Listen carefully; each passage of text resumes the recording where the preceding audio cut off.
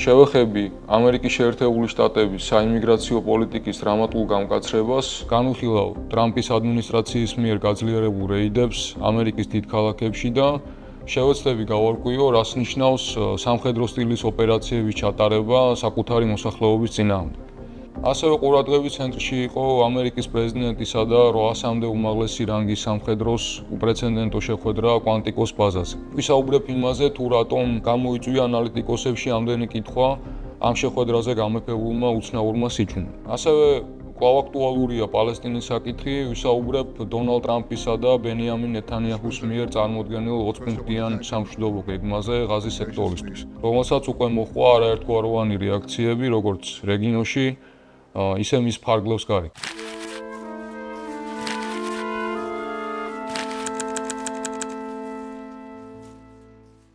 გამარჯობა. ეს არის ყოველკვირეული მიმოხილვა რა ხდება მსოფლიოში. ჩიკაგოს ქუჩებში სამხედრო ფორმაში ჩაცმული მიღბიანი ფედერალური აგენტები შავი ვერტმფრენებიდან თოკებით ეშვებიან საცხოვრებელ კომპლექსში.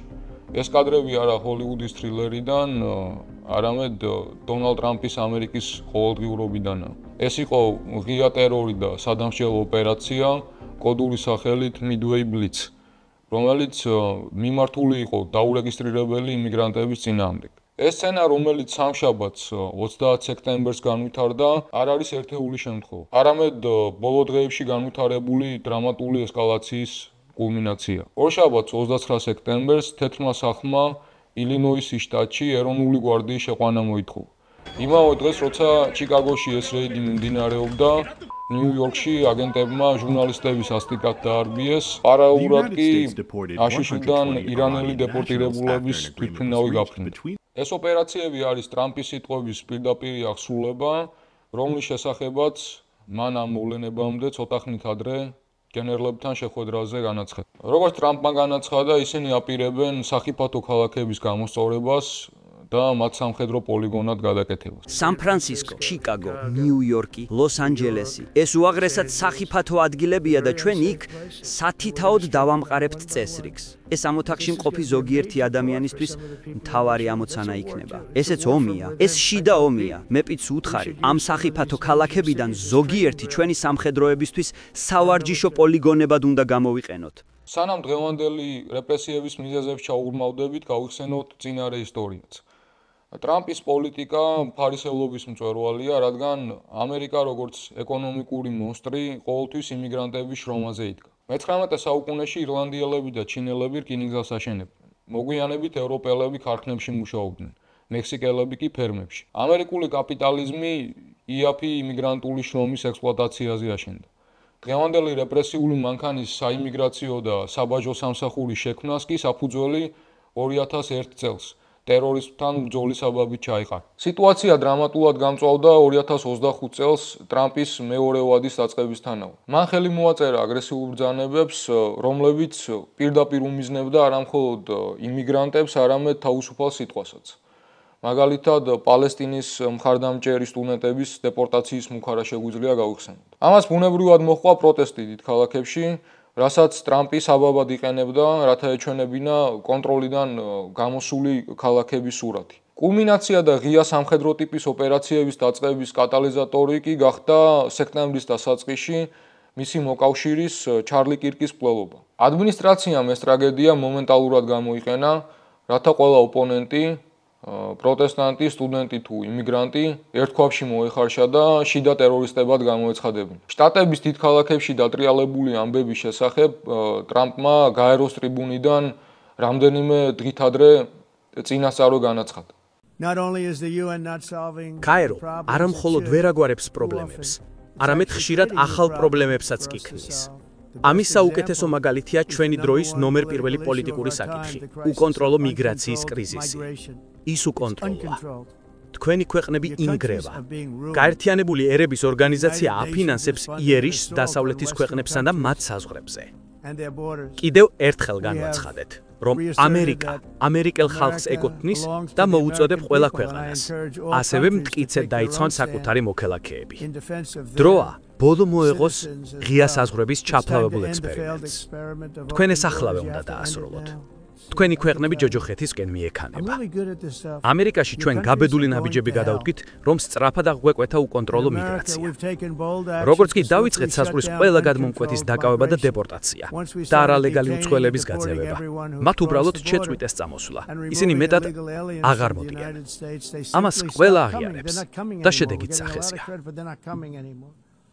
ეს ყველაფერი ერთი შეხედვით მხოლოდ კულტურათა და ცივილიზაციათა დაპირისპირების შთაბეჭდილებას ტოვებს. ამ ნარატივს მაგას მხარდამჭერები და იდეოლოგები ყოველდღიურად კვებავენ. მაგრამ როგორც ჩიკაგოს მერი ბრენდონ ჯონსონი აცხადებს, ტრამპის კამპანიის მიზანი უსაფრთხოება კი არა, მოგება. მთელი საიდუმლოება და გადამეტებული მილიტარიზაცია 170 მილიარდიანი ბიუჯეტის გარშემო ტრიალებს. ეს თანხა პრეზიდენტმა ხელში ჩაუგდო ერთ-ერთ მაღალჩინოსან ქალს, რომელმაც $50,000 აიღო ქრთამის სახით. ქრთამის სანაცვლოდ მან სამთავრობო კონტრაქტები გადასცა კერძო დაკავების ცენტრებსა და კორპორაციებს.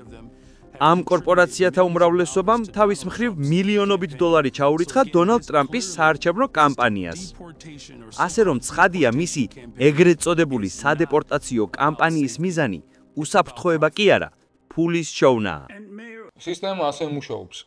იმიგრაციის სამსახური აპატიმრებს ათასობით იმიგრანტს და მათ განსათავსებლად კონტრაქტებს უფორმებს კერძო საპატიმრო ცენტრებს.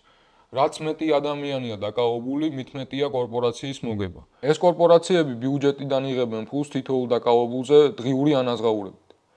იქმნება პირდაპირი ფინანსური ინტერესი, რომ სისტემა იყოს მაქსიმალურად რეპრესიული. ეს არის კაპიტალისტური სახელმწიფოსა და კერძო ბიზნესის ალიანსი, რომელიც ადამიანების ტრაგედიას მოგების წყაროდ აქცევს. ტრამპის პოლიტიკის მეორე უფრო ღრმა მიზანი მუშათა კლასის გახლეჩა. კაპიტალისტურ სისტემას ჭირდება იაფი მუშახელის რეზერვი. დაურეგისტრირებელი იმიგრანტები ამ რეზერვის იდეალური ნაწილია. როდესაც ადგილობრივი მუშები ითხოვენ ხელფასების ზრდას, კაპიტალისტი მათ იმიგრანტებით ემუქრება და პარალელურად ტრამპის მსგავსი პოლიტიკოსები მუშებს არწმუნებენ, რომ მათი პრობლემების მიზეზი სწორედაც იმიგრანტები არიან. ეს კი არის კლასიკური გათიშე და იბატონეს ტაქტიკა. ტრამპის ადმინისტრაცია იმიგრაციის პოლიტიკას ნებისმიერი კრიტიკული აზრის ჩასახშობად იყენებს. ამის უახლესი დადასტურება 30 სექტემბერს ნიუ-იორკში მომხდარი თავდასხმა, სადაც ნიღბიანმა აგენტებმა ჟურნალისტების სცემეს. Associated Press-ის, New York Times-ისა და სხვა გამოცემების რეპორტიორები თავიანთ პროფესიულ მოვალეობას ასრულებდნენ. იღებდნენ იმიგრანტთა საქმეების მოსმენებს. სწორედ ამ დროს, როცა ერთ-ერთი ჟურნალისტი შეეცადა გადაეღო აგენტების მიერ ორი ქალის ლიფტში შეყვანის მომენტი, მათზე პირდაპირი თავდასხმა განხორციელდა. ფიზიკური ანგარიშწორება, ძირს დაგდება, თავის ტრავმები, ეს იყო სახელმწიფოს პასუხი კამერით შეიარაღებულ ადამიანებზე. ეროვნული უსაფრთხოების დეპარტამენტის ოფიციალური ფარისევლური განცხადებით, ჟურნალისტები ოპერაციის ჩატარებას ხელს უშლიდნენ, მაგრამ რეალური მიზეზი ბევრად ღრმა და სახიფათოა. ეს არ იყო შემთხვევითი შეხლა-შემოხლა, ეს იყო მიზანმიმართული აქტი ჟურნალისტების წინააღმდეგ. კრიტიკული აზრის ჩახშობის დამადასტურებელია ბოსტონელი მოსამართლის 161 გვერდიანი გამანადგურებელი ვერდიქტიც. საქმე ეხებოდა უცხოელ სტუდენტებს, რომლებსაც პალესტინის მხარდაჭერის გამო აპატიმრებდნენ. განაჩენის მიხედვით ტრამპის ადმინისტრაციამ არაკონსტიტუციურად იმოქმედა, როდესაც პალესტინის მხარდამჭერი უცხოელი სტუდენტებისა და პროფესორების წინააღმდეგ ვიზების გაუქმების, დაკავებისა და დეპორტაციის პოლიტიკა ამოქმედა. მოსამართლე უილიამ იანგმა განაცხადა: ჩვენს ისტორიაში არასდროს შევგუები ვართ შეიარაღებულ ნიღბიან საიდუმლო პოლიციას. ნიღბები ასოცირდება შიშარაო აზაკებთან და საძულო კუკლუს კლანთან. ეს პირდაპირ მინიშნებაა, რომ იმიგრაციის სამსახური გადაიქცა რეპრესიულ მანქანად, რომელიც იდეოლოგიურ წმენდას ატარებს. ამავე სურათის ნაწილია ჟურნალისტებზე გახშირებული თავდასხმებიც. როდესაც სახელმწიფო თავად ახდენს ადამიანთა ჯგუფის დეჰუმანიზაციას, შედეგი გარდაუვალია, რომ ძალადობა იქნება. ეს ისტორიული გადაწყვეტილებაა და ადასტურებს იმას, რაც ისედაც ცხადი უნდა ყოფილიყო. თუ ამ ქვეყანაში სიტყვის თავისუფლება რამეს ნიშნავს, ეს ნიშნავს, რომ ნიღბიან სამთავრობო აგენტებს არ შეუძლიათ ქუჩიდან აგიყვან უნდა ციხეში ჩაქსვან შენი ნათქვამის გამო. ჩვეულებრივ დროს მოელოდი, რომ იუსტიციის დეპარტამენტი ასეთ გადაწყვეტილებაზე რეაგირებას მოახდენდა განცხადებით, რომ ისინი განზრახ არ დევნიან ადამიანებს მათი პოლიტიკური შეხედულებების გამო. მაგრამ ამის ნაცვლად ადმინისტრაციამ კიდევ უფრო გამფრა თავისი იურიდიული თეორია, რომელიც ამ საქმის უკან დგას. სწორად ამიტომ არის ასე მნიშვნელოვანი, რომ ყავს ფედერალური მოსამართლე, რომელსაც 1000 წლეულების გამოცდილება აქვს და რომელიც ასე გარკვეულით და დამაჯერებლად საუბრობს ამ საქმის სასიცოცხლო მნიშვნელობაზე და ამ ადმინისტრაციის სხვა მცდელობებზე. ჩახშობს განსხვავებული აზრი და ის პოლიტიკური მეტყველება, რომელიც მას არ მოსწონს. დალასში იმიგრაციის სამსახურის დაწესებულებასთან სნაიპერის მიერ მოკლული 2 იმიგრანტი, მიგელ ანხელ გარსია ერნანდესი და ნორლან გუსმან ფუენტესი, სწორედ ამ სიძულვილის პირდაპირი მსხვერპლი და შედეგია. მაგალითად, ანხელ გარსია, რომელიც შტატებში ბავშვობაში ჩავიდა და ოჯახის ერთადერთი მარჩენალი იყო, ახალშობილის დაბადებას ელოდებოდა. უნდა აღინიშნოს, რომ ტრამპის ადმინისტრაციის არაადამიანური კურსი გააკრიტიკა რომის პაპმაც. პაპმა ტრამპის პოლიტიკა კათოლიკური ეკლესიის სწავლებასთან შეუსაბამოდ მიიჩნია და განაცხადა. ადამიანი, რომელიც ამბობს, რომ აბორტის წინააღმდეგია, მაგრამ ამავდროულად ეთანხმება შეერთებულ შტატებში იმიგრანტების მიმართ არაადამიანურ მოპყრობას, არ ვარ დარწმუნებული, რომ ნამდვილად სიცოცხლის მხარდამჭერია. საბოლოოდ, ბოლო დღეების მოვლენები გვიჩვენებს, რომ ტრამპის ანტიიმიგრაციული პოლიტიკა მრავალფრონტიანი ომია. ეკონომიკური ფრონტი, მუშათა კლასის დასაყოფად, პოლიტიკური ფრონტი, ოპონენტების გასანადგურებლად და იდეოლოგიური ფრონტი თავისუფალი სიტყვის ჩასახშობად. ის სადამსჯელო ოპერაციები, რომლებსაც ჩვენ ჩიკაგოსა და სხვა ქალაქების ქუჩებში ვხედავთ, იზოლირებული შემთხვევები არ არის. ეს არის კარგად გააზრებული გეგმის ნაწილი, რომლის მთავარი მიზანიც ამერიკული არმიის დონალდ ტრამპის პირადი ლოიალობის ინსტრუმენტად გადაქცევა. ამ გეგმის კულმინაცია იყო კვანტიკოს სამხედრო ბაზაზე გამართული უპრეცედენტო შეხვედრა. წარმოიდგინეთ სურათი 800 ამერიკელი გენერალი და ადმირალი მსოფლიოს სხვადასხვა კუთხიდან საგანგებოდ ჩამოფრენილი ერთ სივრცეში. ოფიციალური მიზეზი თავდაცვის მდივან პიტ ჰექსეტთან და პრეზიდენტთან შეხვედრა. რეალური მიზეზი კი, როგორც სამხედრო სამართლის ექსპერტები აფასებენ, გრანდიოზული PR ფოტოსესია და ერთგულებაზე დაფუძნებული იდეოლოგიური დამუშავება. ატმოსფერო იმდენად უცნაური იყო, რომ თავად ტრამპმაც კი შენიშნა და სიტყვის დასაწყისში თქვა, ასეთ ჩუმ ოთახში ჯერ არასდროს შევსულავ. შემდეგ კი პირდაპირ მოუწოდა გენერლებს, რომ უფრო თავისუფლად ეგრძნოთ ოთახში თავი და თუ მათ სურდათ ტაში დაეკრათ. დიდი მადლობა, პიტ. შენ შესანიშნავ საქმეს აკეთებ. ფანტასტიკურია. ასეთ ჩუმ ოთახში არასდროს შევსულ ვარ. ეს ძალიან არ გაიცინოთ, ამის უფლება არ გაქვთ. იცით რა, უბრალოდ კარგად გაატარეთ დრო და თუ ტაშის დაკვრა გინდათ, დავკარით. შეგიძლიათ გააკეთოთ რაც გინდათ და თუ არ მოგწონთ რასაც ვამბობ, შეგიძლიათ ოთახი დატოვოთ. რა თქმა უნდა, ამით დაემშვიდობეთ თქვენს წოდებას, დაემშვიდობეთ თქვენს მომავალს. მაგრამ თქვენ უბრალოდ თავისუფლად და მშვიდად იგრძენით თავი, კარგი? რადგან ჩვენ ყველა ერთი გუნდი ვართ. მითხრეს, სერ, ოთახში ცურჩულსაც ვერ გაიგონებთო. მე ვთქვი, ეს ხალხი ცოტა უნდა მოვადუნოთ მეთქი. ასე რომ, უბრალოდ კარგად გაატარეთ დრო. მაგრამ გენერლებმა მას ტაში არ დაუკრეს. ისინი 73 წუთის განმავლობაში ისმენდნენ არა სამხედრო სტრატეგიაზე საუბარს, არამედ პრეზიდენტის პირად წყენებზე, მედიაზე, არჩევნებსა და იმაზე წუწუნსაც კი, თუ როგორ არ მისცეს მას ნობელის პრემია. შეხვედრაზე მთავარი მომხსენებლები ტრამპი და ჰექსეთი იყვნენ. მათი გზავნილები იყო პირდაპირი და აგრესიული. პიტ ჰექსეთმა, თავდაცვის მდივანმა, პირდაპირ უთხრა გენერლებს, რომ ამიერიდან მათი მიზანი უნდა შეიცვალოს. ჩვენ ყოველდღე ვემზადებით. ჩვენ ომისთვის უნდა მოვემზადოთ და არა თავდაცვისთვის. ჩვენ ვწვრთნით მებრძოლებს და არა დამცველებს. ჩვენ ვიბრძვით მოსაგებად და არა თავის დასაცავად. თავდაცვა მუდმივად კეთდება. ის რეაქციულია და შეიძლება ძალის გადამეტებაში გადაიზარდოს. ომი კი ისაა, რასაც იშვიათად აწარმოებ. ჩვენივე პირობებით და მკაფიო მიზნებით. ჩვენ მოსაგებად ვიბრძვით. დღეს კიდევ ერთი გათავისუფლების დღეა. ამერიკელი მებრძოლების გათავისუფლება სახელით, საქმითა და უფლებამოსილებით. თქვენი საქმე ხალხის ხოცვა და განადგურებაა სიცოცხლის შენარჩუნებისათვის. თქვენ პოლიტკორექტულები არ ხართ და თქვენი ადგილი ყოველთვის მაინც და მაინც ზრდილობიან საზოგადოებაში არ არის. ეს იყო პირდაპირი შეტევა სამხედრო სამართალსა და წესებზე, რომლებიც სამხედროს ტერორისტისგან განასხვავებს. დონალდ ტრამპმა კი დააკონკრეტა თუ სა და ვის წინააღმდეგ უნდა გამოიყენონ ეს ახალი გათავისუფლებული მეომრები. მან შემდეგი რამ განაცხადა. მხოლოდ ბოლო 10 წლეულებში დაიჯერეს პოლიტიკოსებმა, რომ ჩვენი საქმე კენიისა და სომალის შორეულ კუთხეებში პატრულირებაა. მაშინ, როცა ამერიკაში შიდა შემოჭრა მიმდინარეობს. ჩვენთან შიდა შემოჭრაა. ისინი არაფრით განსხვავდებიან უცხოელი მტრისგან, მაგრამ მრავალი თვალსაზრისით მათი ამოცნობა უფრო რთულია, რადგან უნიფორმა არ აცვიათ. ყოველ შემთხვევაში, როცა უნიფორმა აცვიათ, შეგიძლია გაანადგურო. ამ ხალხს კი უნიფორმა არ აქვს. მაგრამ ჩვენთან შიდა შემოჭრაა და ჩვენ ამას ძალიან სწრაფად ვაჩერებთ. სხვა ქვეყნების დაცვაზე ტრილიონობით დოლარის დახარჯვის შემდეგ ამიერიდან ჩვენი ქვეყნის დაცვას დავიწყებთ. ამ შიდა მტერში ის რა თქმა უნდა გულისხმობდა მის პოლიტიკურ ოპონენტებს და ლურჯი, ანუ დემოკრატიული ქალაქების მაცხოვრებლებს. ეს შეხვედრა იმ პროცესის ნაწილია, რომელიც ტრამპმა და ჰექსეთმა დიდი ხნის წინ დაიწყეს.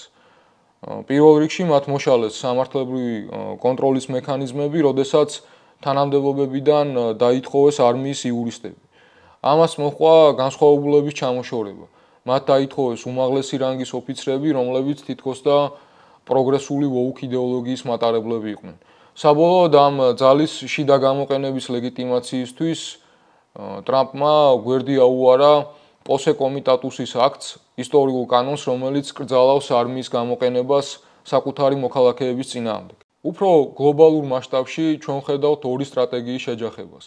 ერთი მხრივ ტრამპი, როგორც ქაოსური ნაციონალ-კაპიტალიზმის წარმომადგენელი, ეწინააღმდეგება გენერლებს, რომლებიც მეორე მხრივ წარმოადგენენ ტრადიციულ გლობალისტურ იმპერიალისტურ ისტაბლიშმენტს. გენერლების დუმილის უკან დგას არა ცხადია დემოკრატიის დაცვის სურვილი, არამედ იმ იმპერიალისტური სისტემის დაცვის ინტერესი, რომელსაც ისინი ემსახურებიან.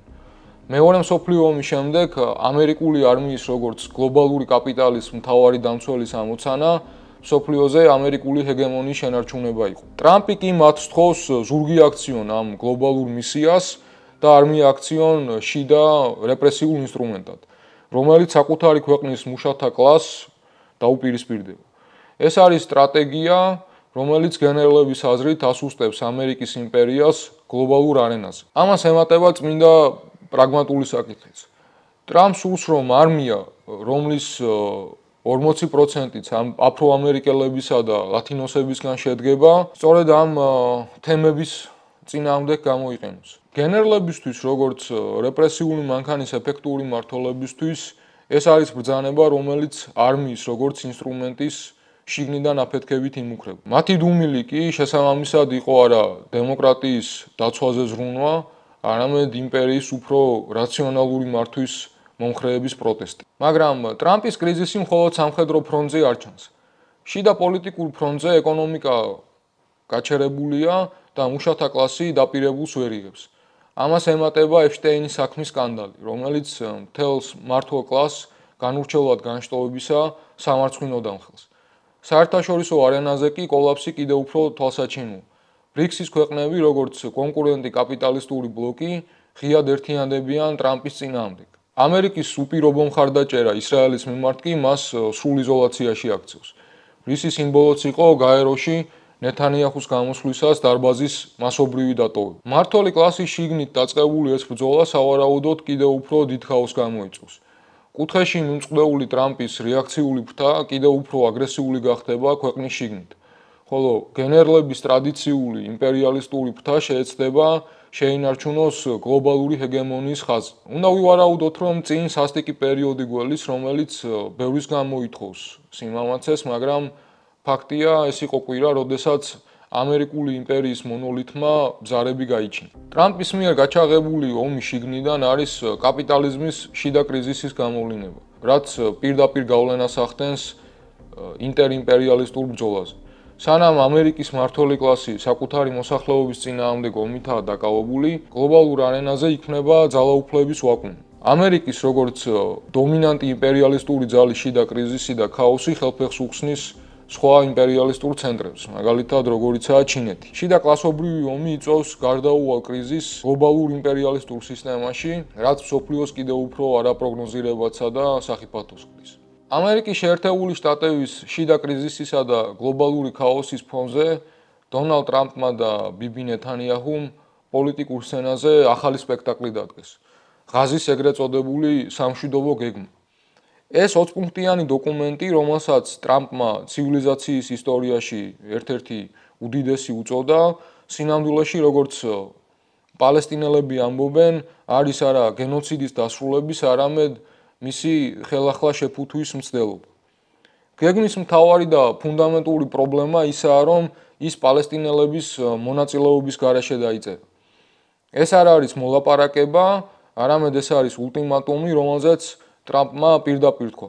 აქ მოსალაპარაკებელი ბევრი არაფერია, ან მიიღეთ, ან უარყავთ. ისრაელს ეკნებოდა ჩემი სრული მხარდაჭერა, რომ საქმე ბოლომდე მieყვანა და ჰამასისგან მომდინარე საფრთხე გაენადგურებინა.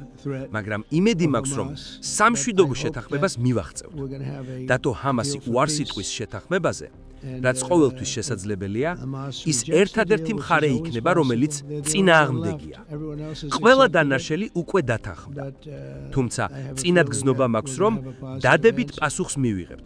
მაგრამ თუ ასე არ მოხდა, როგორც იცი, ბიბი, შენ გექნება ჩემი სრული მხარდაჭერა, რომ გააკეთო ის, რისი გაკეთებაც მოგიწევს.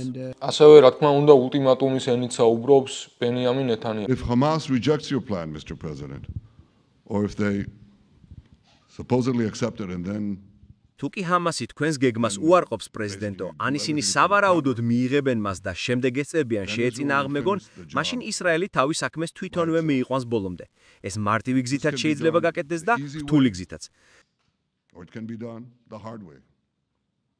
But it will be done. მაგრამ ეს გაკეთდება. ჩვენ უპილატესობას იოლ გზას ვანიჩებთ, მაგრამ ეს უნდა გაკეთდეს. ყველა ეს მიზანი უნდა მიიღწეს. რადგან ჩვენ იმისთვის არ ვიბრძვით და ჩვენ საუკეთესო ნაწილს იმისთვის არ ვწირავთ, რომ ჰამასი ღაზაში დარჩეს და ისინი ისევ და ისევ დაგვემუქრონ ამ საშინელი ხოცვა-ჟლეტით.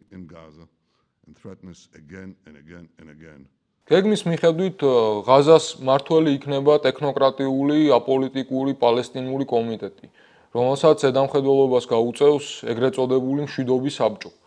დონალდ ტრამპისა და სხვათა შორის ბრიტანეთის ყოფილი პრემიერის ტონი ბლერის ხელმძღვანელობით. ეს რა თქმა უნდა არის ნეოკოლონიალიზმის კლასიკური მოდელი, რომელიც არამხოლოდ მარიონეტების რეჟიმს აწესებს, არამედ ჩანასახშივე კლავს დამოუკიდებელი სუვერენული პალესტინური სახელმწიფოს შექმნის პერსპექტივასაც. გეგმაში პირდაპირ წერია, რომ პალესტინის ეროვნული ადმინისტრაცია ღაზას კონტროლს მხოლოდ მას შემდეგ შეძლებს, რაც რეფორმების პროგრამას გაივლის. რეფორმების, რომელსაც თავად ტრამპი და მისი მოკავშირეები განსაზღვრავენ. მანამდე კი ღაზას მომავალს გადაწყვეტენ ტრამპი და ბლერი, ერაყის ომის ერთ-ერთი მთავარი არქიტექტორი. ფაქტი, რამაც თავად ბრიტანეთშიც კი უდიდესი აღშფოთება გამოიწვია. იმისთვის, რომ გეგმა საერთაშორისო საზოგადოებისთვის მისაღები ყოფილიყო, მასში ჩაიწერა ბუნდოვანი ფრაზა. პალესტინის თვითგამორკვევისა და სახელმწიფოებრიობისკენ მიმავალი სანდო გზის შესახებ. თუმცა ფარდა თავად ბენიამინ ნეთანიაჰუმ ჩამოხსნა.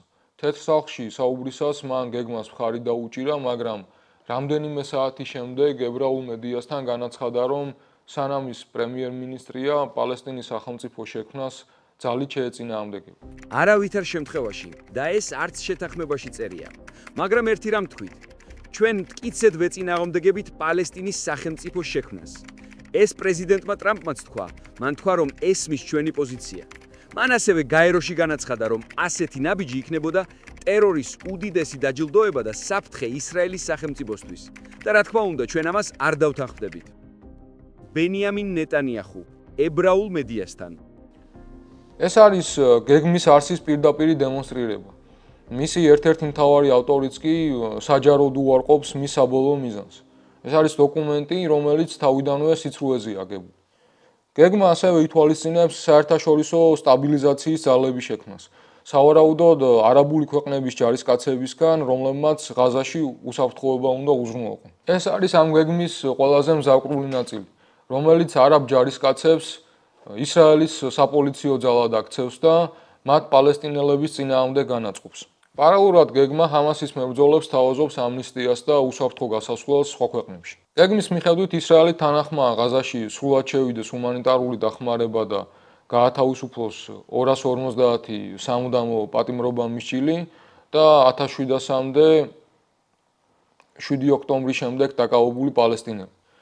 ეს ერთი შეხედვით თითქოს ჰუმანური ნაბიჯია, მაგრამ რეალურად მორალურ შანტაჟთან გვაქვს საქმე. ისრაელი, რომელიც თვეების განმავლობაში ბლოკავდა საკვებს და იწვევდა ხელოვნურ შიმშილს, ახლა ამბობს, რომ თუ პალესტინელები პოლიტიკურ კაპიტულაციაზე დათანხმდებიან, ის შეწყვეტს სამხედრო დანაშაულის ჩადენას. საკვებისა და პატიმრების გათავისუფლების გამოყენება, როგორც პოლიტიკური ვაჭრობის საგანი, ამ გეგმის არაადამიანურ ბუნებას კიდევ ერთხელ უსვამს ხაზს. გეგმის კრახი ყველაზე კარგად ჩანს იმ რეაქციებში, რომლებიც მას მოყვა. ისრაელის ფინანსთა მინისტრმა ბეცალელ სმოტრიჩმა და ეროვნული უსაფრთხოების მინისტრმა ბენ-გვირმა გეგმა, რა თქმა უნდა, უარყვეს. რადგან მათი ფაშისტური იდეოლოგიისთვის ის საკმარისად სასტიკი არ არის. პრინციპში ამ ორი ადამიანისგან სხვა არც არაფერი იყო მოსალოდნელი. შეხედეთ ღაზას. ის განადგურებული, დაშლილი და საცხოვრებლად უარგისია და ის ასეთადვე დარჩება. ნუ მოტყუილდებით ჩვენი მტრების, იძულებითი სიხარულის კიჟინით. ეს პირუტყული საზოგადოებაა, რომელიც სიკვდილს განადიდებს და საკუთარი ცხოვრების ნანგრევებზე ცეკვავს. ძალიან მალე ჩვენ მათ ღიმილს კვლავ წავშლით ხახიდან. ეს მორალური დეგრადაციაა. მაშინ, როცა ჩვენი მძევლები ღაზაში იმყოფებიან, ჩვენი პრემიერ-მინისტრი ღაზას ჰუმანიტარულ დახმარებას აწვდის. ფიქრობ, ამ ეტაპზე ღაზაში მხოლოდ ერთი რამ უნდა გაგზავნილიყო: ბომბები, დაპყრობა, ემიგრაციის წახალისება და ომში გამარჯვება. ისრაელში მემარჯვენე ექსტრემისტების მიზანი არა ღაზის როგორც თუნდაც ბანტუსტანის მსგავსად მართვაა, არამედ მისი სრული ეთნიკური წმენდა და ტერიტორიაზე ებრაული დასახლებების აშენება.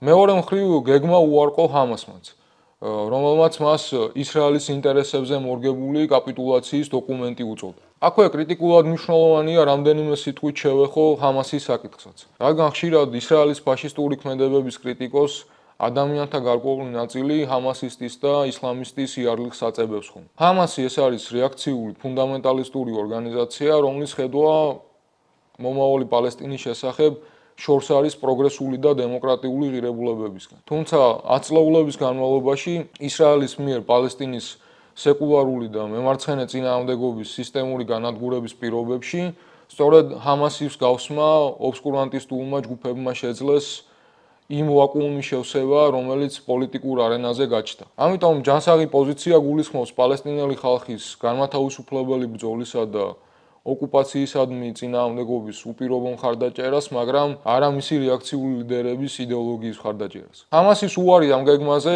არის არა იდეოლოგიური, არამედ პრაგმატული ნაბიჯი. ნებისმიერი მოძრაობა უარს იტყოდა დოკუმენტზე, რომელიც მისგან სრულ თვითლიკვიდაციას მოითხოვს. საბოლოო ჯამში ტრამპისა და ნეთანიაჰუს გეგმა არის არა მშვიდობის, არამედ ოკუპაციის პერმანენტული დაკანონების გეგმა.